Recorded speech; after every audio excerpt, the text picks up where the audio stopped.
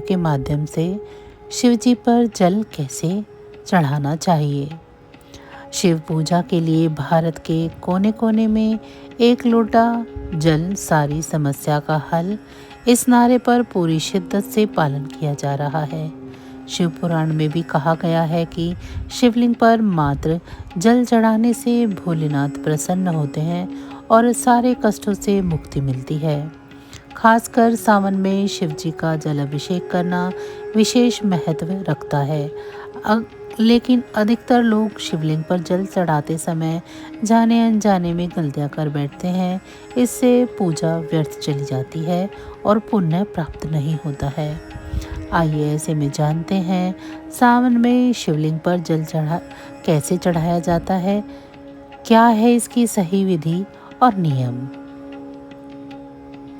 शिवलिंग पर जल चढ़ाते समय हमेशा बैठकर जल चढ़ाएं। भोलेनाथ को कभी भी बहुत तेज या बड़ी धार में जल नहीं चढ़ाना चाहिए। शांत मन से बैठकर धीरे धीरे जल अर्पित करना चाहिए। भूलकर भी शिवलिंग पर खड़े होकर जल न चढ़ाएं, इससे पूजा का फल नहीं मिलता है।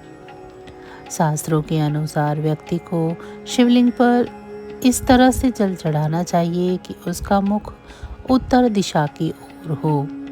इस बात का खास तौर पर ध्यान रखें कि जल चढ़ाते समय आपका मुख पश्चिम या दक्षिण दिशा की ओर होना चाहिए।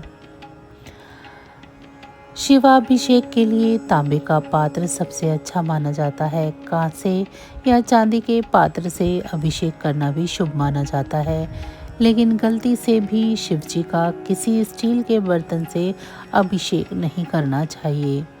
ठीक वैसे ही तांबे के बर्तन से दूध का अभिषेक करना भी अशुभ माना जाता है।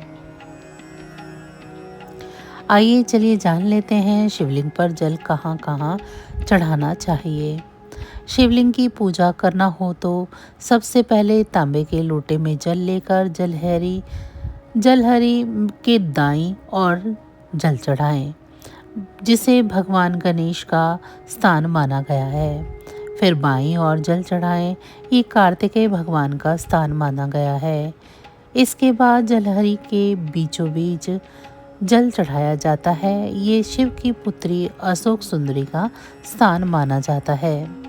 इसके बाद जलहरी के गोलाकार हिस्से में